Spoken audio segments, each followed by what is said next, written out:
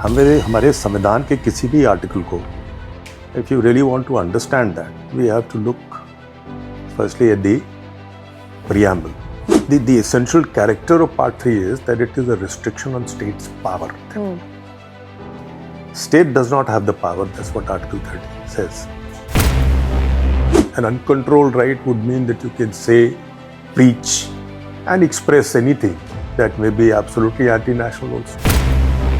The economics of it is very important, but Supreme Court is not equipped to handle. Called for the expert opinion hasn't been implemented. We don't know what is that expert opinion. You have a right, but then you have a balanced right. It's not that you can just say about anything, do about anything. No. The New Indians presents Law and Justice by Vedic Legal in association with Vedic Legal and Company and the Senate of Jurists. नमस्कार, मैं हूं ऐश्वर्या बख्शी और आप देख रहे हैं the new Indians. और आज हम बात करने जा रहे हैं कॉन्स्टिट्यूशन के दो बहुत ही मेजर आर्टिकल्स के ऊपर, जो कि है आर्टिकल 19 और आर्टिकल 21। और इसी पे बात करने के लिए आज हमारे साथ मौजूद है देश की एक जानी मानी हस्ती, सुप्रीम कोर्ट के senior advocate mister Dinesh Dwivedi. Sir, बहुत बहुत स्वागत है आपका। Thank you sir. जैसे मैंने बताया कि अभी हम आर्टिकल 19 पे डिस्कशन करेंगे, तो सर आर्टिकल 19 जुडिशरी आर्टिकल 19 में रीजनेबल रिस्ट्रिक्शंस को कैसे डिफाइन करती है? देखिए, इसके पहले कि मैं आपको ये बताऊं, कुछ चीज़ें आपको समझनी पड़ेगी ग्राउंड लेवल पे जो है जी। हमारे संविधान के किसी भी आर्टिकल को, if you really want to understand that, we have to look firstly at the preamble, which provides for certain objectives of the Constitution, like social justice, equality, fraternity, broadly, and including religious tolerance. Now, having seen the preamble, we go into the part 3 of the Constitution, which contains fundamental rights. There, Article 13 is very important, which prohibits the state from making any law or doing anything that interdicts or restricts the fundamental right. Rights guaranteed in Part 3. These are fundamental rights. Now, Article 14, 15, 16, a set of articles where equality aspect is emphasized, including religious tolerance and secularism. Then comes Article 19. I'm omitting 17 and 18 because they're not relevant for our purpose at the moment. 19 is an article which is what I would say certainly an epitome of our freedom struggle. As the nation controlled by the British, we didn't have fundamental rights, that is, right to speech, expression. Those were absolutely controlled and guided. Then right to carry on any profession, trade or calling, the mobility rights, etc. They were all controlled. Now, once the essential character of Part 3 is that it is a restriction on state's power.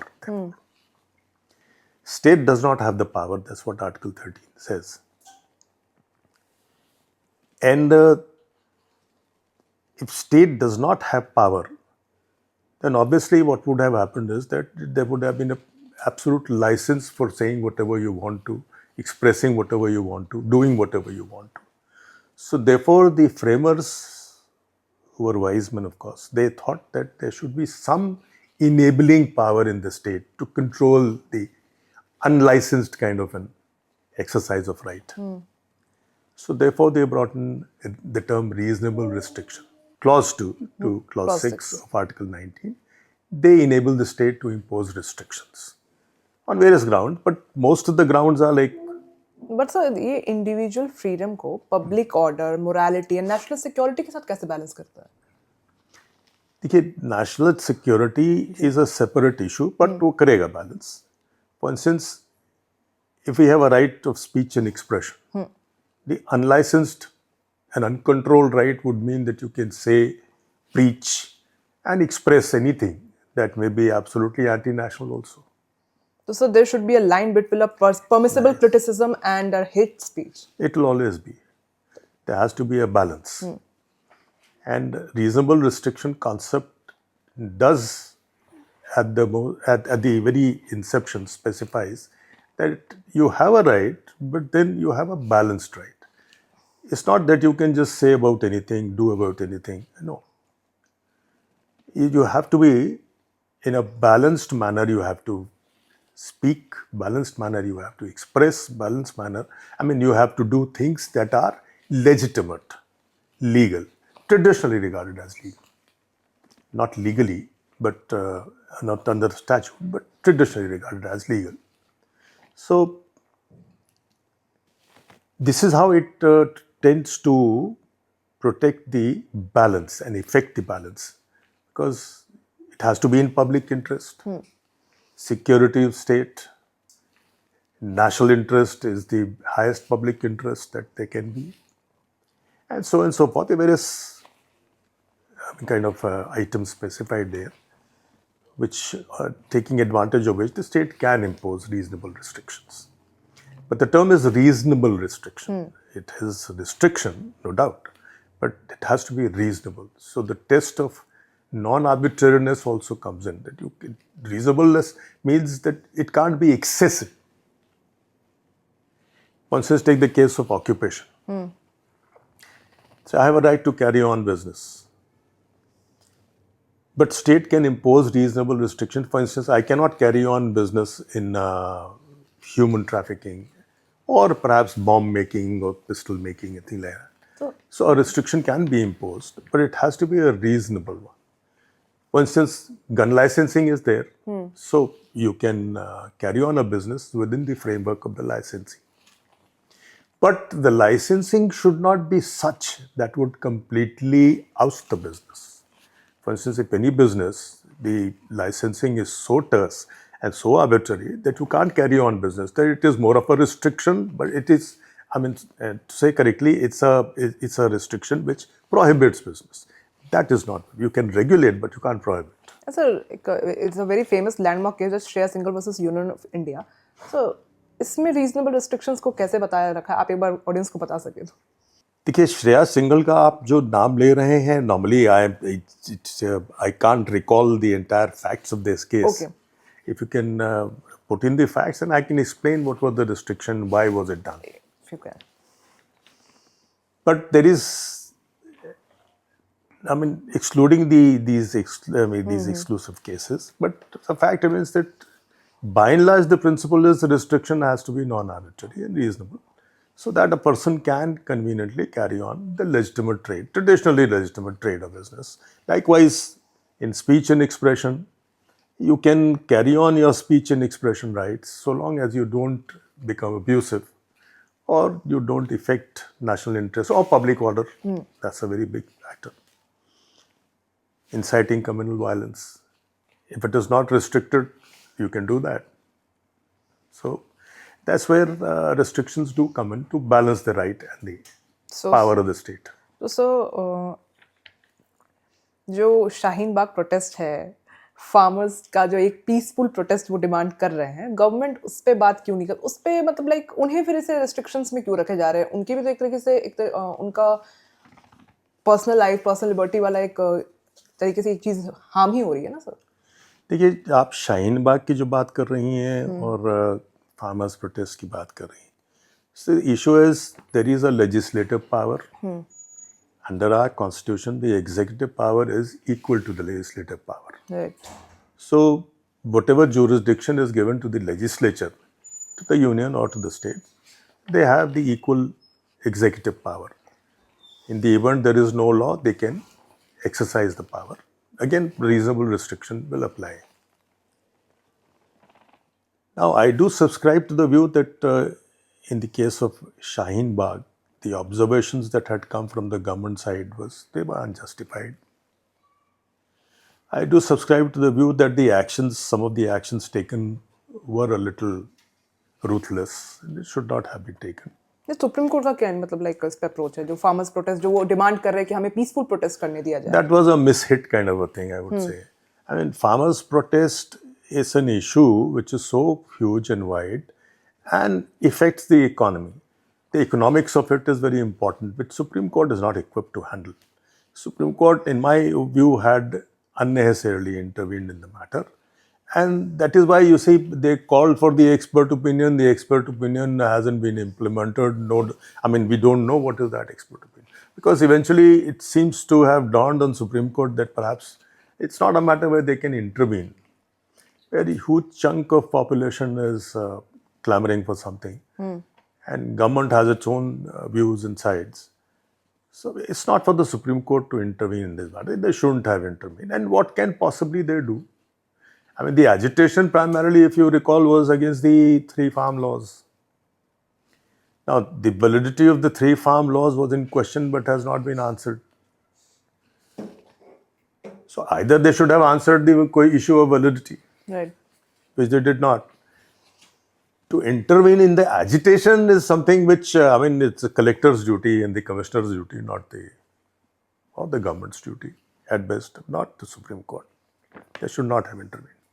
बस sir लेकिन article 19 clause 1 के तहत peaceful assembly एक word है, वो भी तो एक तरीके से हार्म ही है ना सर, अगर वो डिमांड कर रहे हैं तो इस Right, you're right. But if I'm demanding something and if I'm not creating any public order issue, then there is a difficulty in the demand being. I think excepting one instance where they had come into the city and created a problem. There's lots of debate about that issue also, but fact remains that by and large, farmers continued outside the town and they were peaceful. There was nothing.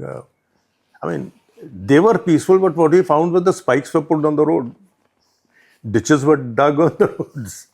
So that wasn't very peaceful. But sir protest is like a normal thing in India. should everyone be. कोई भी एक good protest कर सकता है अगर वो आप unlawful ना हो तो. And according to them, they are actually demanding peaceful. They're like saying कि हम peaceful protest ही करेंगे, we will not be violent until the government reacts. And यही हो रहा है कि उन्हें एक तरीके से instigate किया जा रहा है कि वो इस protest को वैसे कर दे, मतलब against करे. I'm not in a position to confirm this, whether they are being instigated or not. But the whole issue is that the problem that is arising is that they want to come into the city, Delhi. And the government doesn't want them to come into the city of Delhi in the light of the previous instance which had occurred in Red Fort and other places. Now, who's right, who's not right, I do not know. I can't possibly assess unless I know the full facts. But if the farmers are agitating and they do not have an ostensible intent of kind of affecting the public order, then or destruction of property, government property, public property, then there's no difficulty in the agitation being.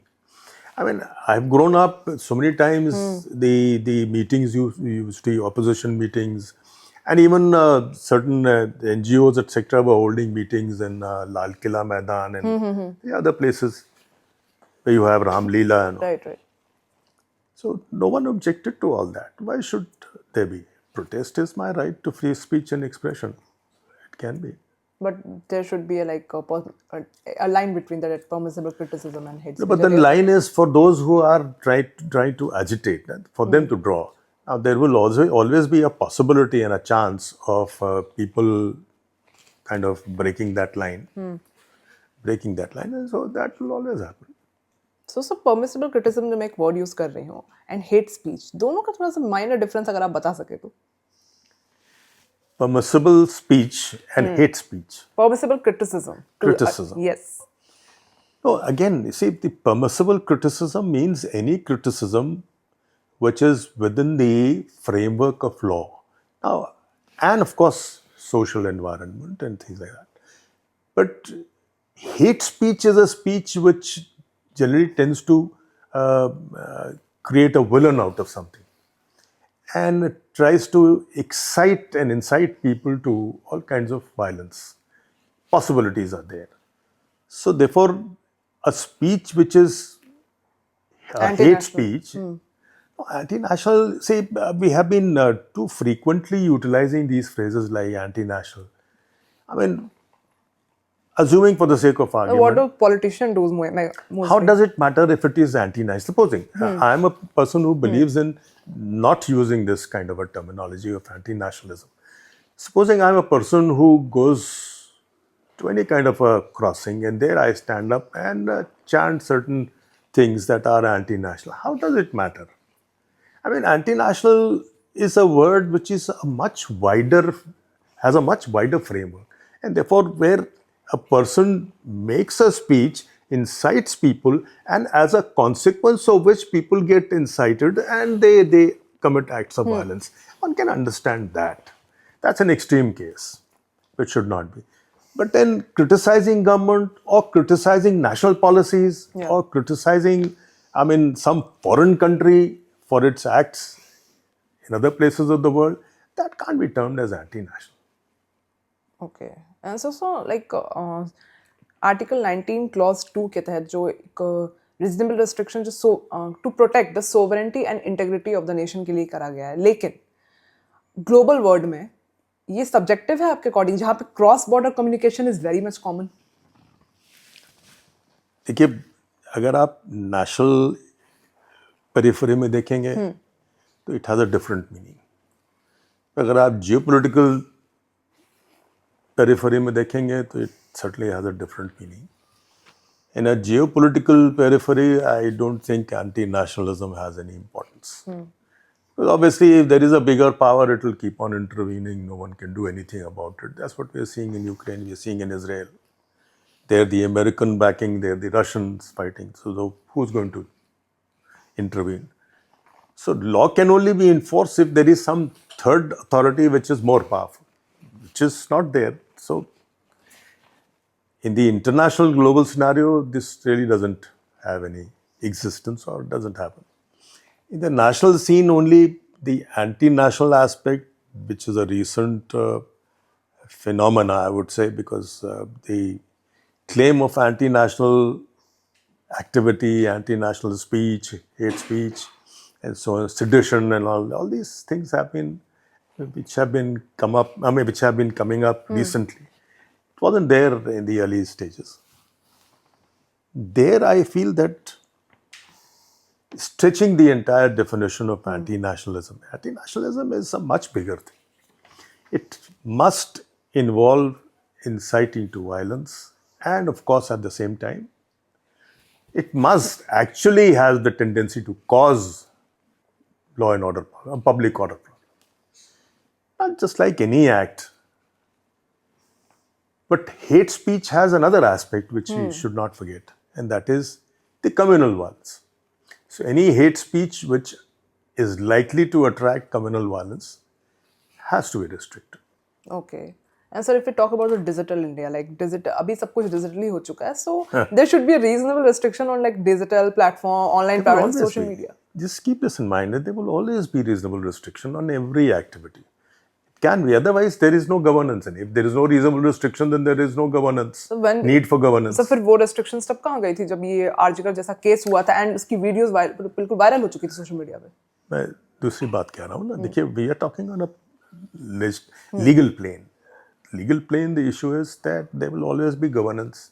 The government of India has been created under the constitution. State governments are under the constitution. The constitutional entities.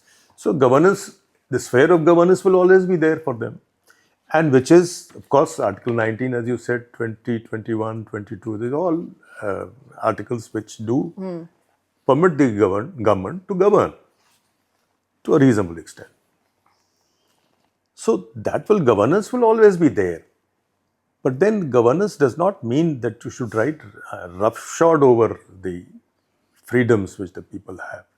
And there, as I said, in extreme cases where, of course, there's incitement to public order issues, incitement to violence on communal issues, which a hate speeches attract, anti-national feelings where obviously you excite some kind of a large-scale fight against the government or overthrow of the government.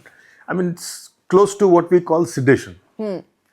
It shouldn't be just about any observation made on a crossing by any person, like, I mean, criticizing the government or criticizing the institutions of India or criticizing the leaders of India and maybe even India. What's wrong with that? It should be. After all, criticism makes you improve. It should be permitted.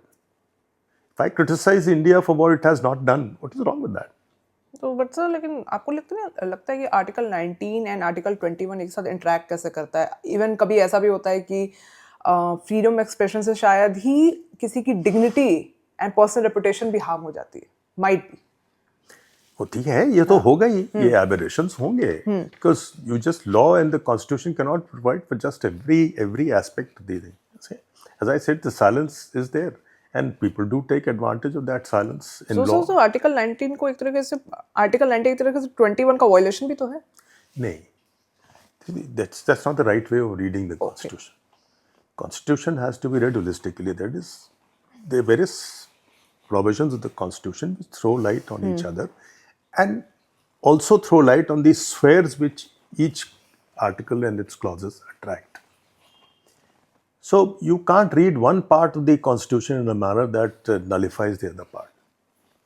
You can't do that. The Constitution is an organic whole. So Article 19 and 21, they have to be seen in a more reconciliatory manner. And even if there appears to be any kind of a conflict, you have to harmonize it. And by harmonizing, what you apparently find is, broadly, that Article 19 specifies the species of rights, like speech, expression, association, mobility, and freedom to trade, business, carry on business and all. Now, 21 guarantees liberty, except in accordance with law. Again, except in accordance with law, obviously mean reasonable restriction, not arbitrary or unfair restriction. So Article 21 should include, in my understanding, certain rights which are not expressly specified by 19. For instance, Article 19 doesn't specify right to education. Now, where do you get it? Earlier it was read into Article 21, but then now the Constitution has been amended, 21A. So that's how you read 21 and 19, harmonize the two.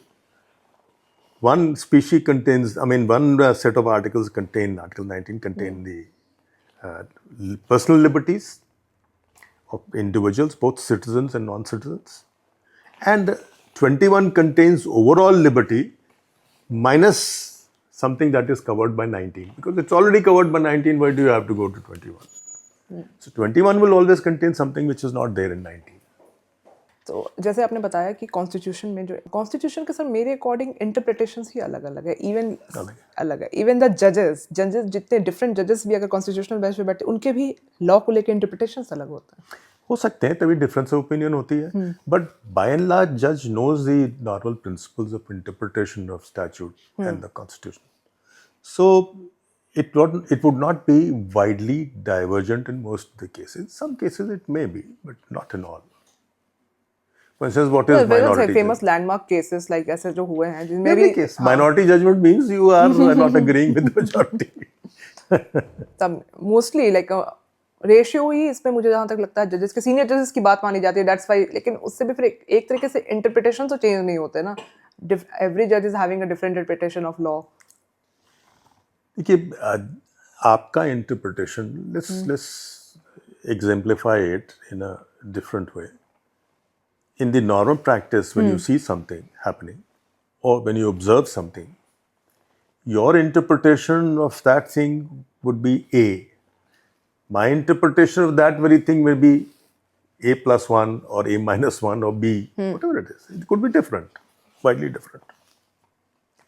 So each individual judge has come up from his own particular environment. He's grown up differently, he's practiced differently. And even though most of the legal framework is the same for everyone, but then he has seen that in a different way. It's not like a mathematical formula. Science, one can say that, predict that it has to be precise and everyone has to toe the same line. but not in law. That's the richness of the law. And it changes with your understanding of the whole thing, and your understanding is based on your upbringing. Okay. So, sir, one thing I want to ask you, like in Article 21, judiciary कैसे reconcile करती है like right to die with dignity, जिसमें Common Cause versus Union of India 2018 का case था, लेकिन ये एक तरीके से prohibition भी है suicide के law का. Yeah, every restriction is a restriction on the right. Right to die sir, with dignity, like ये एक था जिसमें, लेकिन Please remember, a child is born. He may be born to you or to someone else, but then the child is actually that of the state. You can't, once the child is born, and till his death, until after his death, I would say, you can't say that the ultimate control of the human being is not resting with the state. It is with the state. But after all, what is state? State is nothing but human beings combined living in a country. This is just the state. And therefore, a state must act in human interest, in the public interest. That's what actually it means. The entire concept of reasonable restriction is the public interest part. Again, humans come in public interest. So, a child is born. Now, we had this huge, area where people were indulging in infanticide. The state had to intervene. Now, the parents can always say, it's my right to give birth and not to give birth. Why should state intervene? there should be there's a reasonable restrictions. Yeah. So, it's a prohibition. Okay. Prohibition to some, any restriction is a limitation on your right. You must understand that. Any restriction imposed by the state is a limitation on your right. So a person, Likewise in death. a person in India can take his life from his, like it has No, been he mentioned. can't. He can't, because if you allow that, please see the consequence of that. We are seeing in a rarefied atmosphere that no, people are reasonable, they would not kill themselves, or no one will kill. But fact remains that if you go to the rural areas or in the smaller towns, the incidents of infanticide, in incidents of old people being killed would be huge. The old man becomes expensive to kill him. So that can't be. There has to be a restriction, limitation. And state may prove to be wrong at times. So the right to die with dignity can never be considered in Article 21. No, right to die with dignity is very much part of Article 21, and I don't think any court says that you cannot die with dignity. You have a right to die with dignity, and state cannot take away that right. But to die with dignity means what? Is it the force of someone making you die, or someone killing you The force of directly, killing, indirectly? huh. So that's not dying with dignity then. Abetment and murder is different, and it's like sometimes. No, take a simple case where people do prompt people to commit suicide. Then that is prohibited. Mostly it's happening in marital cases right now. Yeah.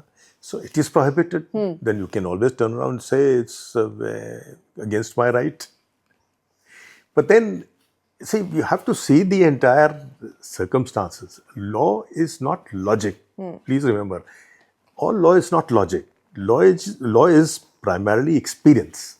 Okay. So whatever the experience, government builds upon that, and that's all experimental. Today, government may find that this is the need of the hour. Tomorrow, government may change it because it may find that that need has been subserved or that was wrong. It can change it. But please always remember that one cannot have a right to die. Because then what you're saying is that I can commit suicide. If I am a jilted lover, I may jump into a river. I have a right to die. And I have a right to die with dignity. I mean, where does dignity come in here? No, there should be like a particular norms that how a person can die with the dignity. Like something, I don't know, maybe there I'm would not be remembering lots of- some injection things or something, if you can explain it. No. See, those are things, injection things or killing by hanging and all. These are things. The killing by hanging is just like a judicial hanging. It's a death penalty given by I the thought government. it's crude. Yeah. It's crude, but Nowadays, the case of death by hanging are very rare. But it shouldn't be a cult. It should be a little more. You're right there. It should be a little more dignified in the sense, as they do it in the West, by injections and all. By injections, I guess by giving electric shocks also, and Not by electric shock. I think so it's some not. like of the Chinese. That will be places. torture. It's a torture only. It's a torture only. It's electrosuction kind of things there, and sometimes gunshots also in America. No, I do the gunshot. The government doesn't kill like that. I know government. I think. But sir, doesn't. so many lawyers are even against of that judicial hanging because hanging is like I am one of them. I'm not in favor of hanging. After all, what do you achieve by that? And if you say deterrent, it's hardly a deterrent. We see killings every day, murders every day. so It's in the hardly replacement of deterrent. judicial hanging, according to you, what should be there? Judicial hanging in case of a crime. That's In what case you of mean. criming, yes. So why should they be hanging first and foremost? According to me, let the person serve throughout his life in the jail. If it is very gruesome, if you feel that it's Obviously, if not we will possible talk to about relieve, some famous rape cases like Nirbhaya and Arjikar, everyone expects a death penalty only. but why should For the one expect that? A person who is supposing who has committed a rape and has been convicted, rape and murder both. So death sentence is one of the options available. But that by itself does not entitle the courts or the government to kill the person accused. I don't think that's the logical way of doing it.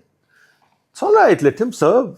You can always prescribe a condition that he will not be granted paroles, he will not be granted any kind of release, premature, things like that. All that can be done.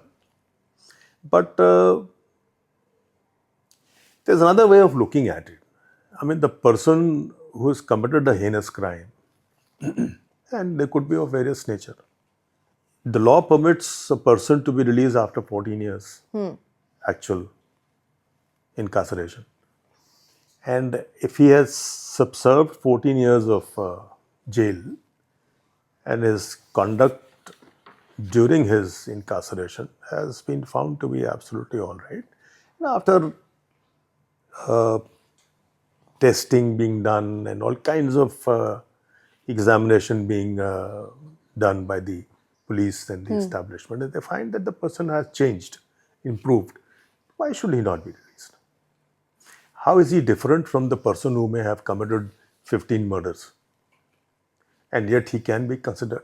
Law doesn't distinguish. See, section 400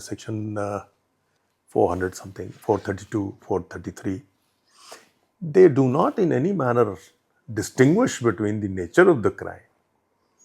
It is for the discretion by and large the courts to decide whether he should be given that kind of a release, early release or remission.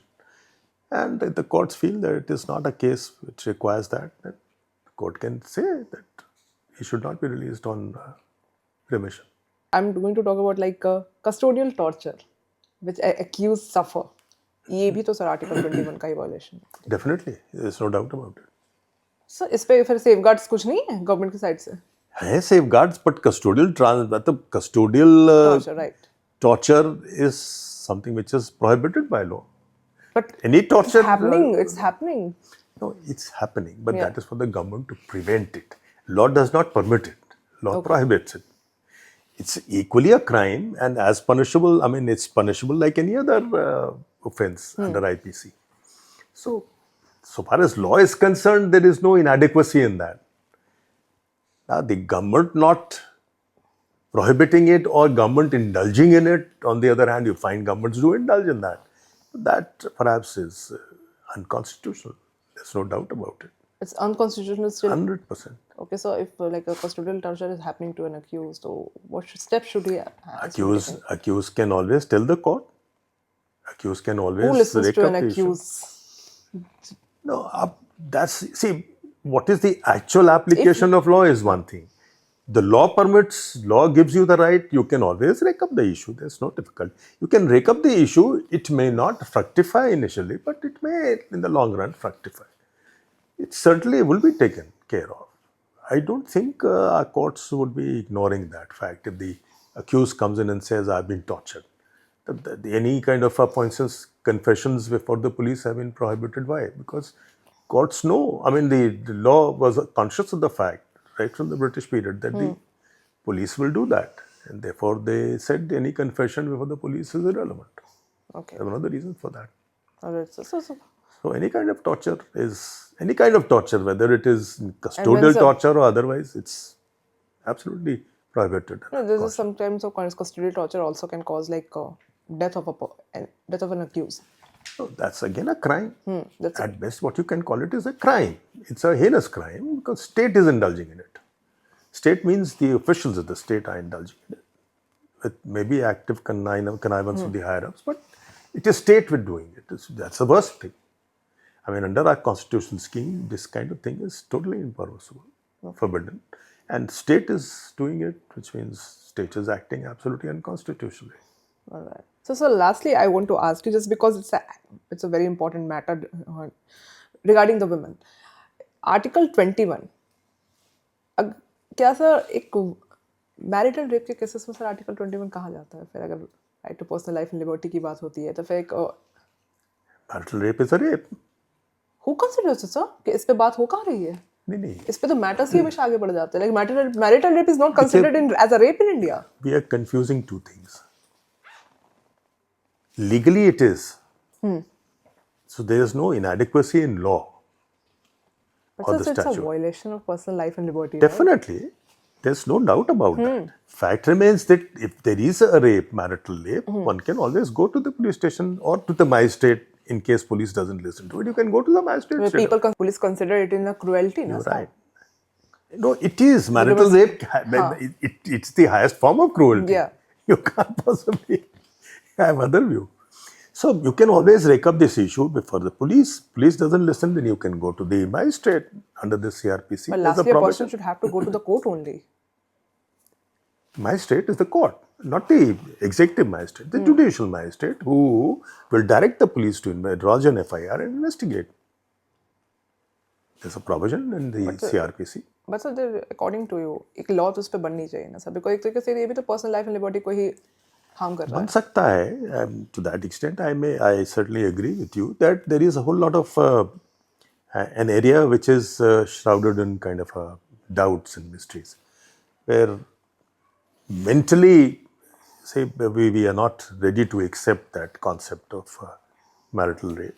And it would be a better way if the legislature intervenes and passes a law defining marital rape and then making it punishable. Okay. There's no difficulty. Yes, absolutely agree. All right. So, thank you so much. I think this is a very important discussion and first time constitution पे मुझे like इतना clear discussion मिला हो. Yeah. Thank you so much. And thank you so much for giving us your time. Seriously. Thank you. I have all the time in the world. Thank you so much, sir. That's so great of you. हमें follow, share व like करना न भूलें और latest news updates के लिए notification जरूर on कर लें.